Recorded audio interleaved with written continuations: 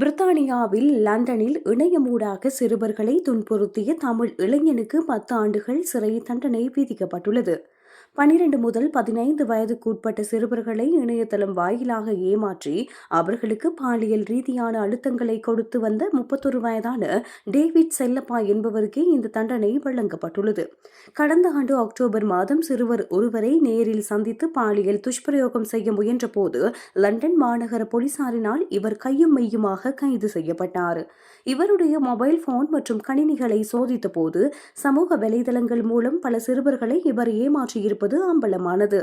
மேலும் அவரது வீட்டில் இருந்த USB டிரைவ் ஒன்றில் சிறுவர்களின் ஆபாச புகைப்படங்கள் மற்றும் வீடியோக்கள் பெருமளவில் கண்டெடுக்கப்பட்டன.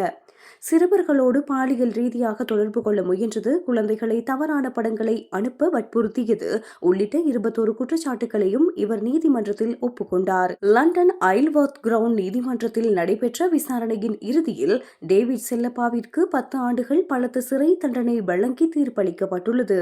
டேவிட் செல்லப்பா சிறுவர்களை இணையத்தில் குறிவைத்து மிக மோசமாக நடந்து கொண்டார்.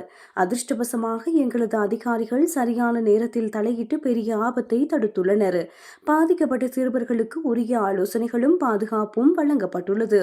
குழந்தைகளை பாதுகாப்பதில் நாங்கள் தொடர்ந்து தீவிரமாக செயல்படுவோம் என டிசே அலன் ஸ்டெப் கோவஸ்கி பெலோஸ் தெரிவித்துள்ளார்.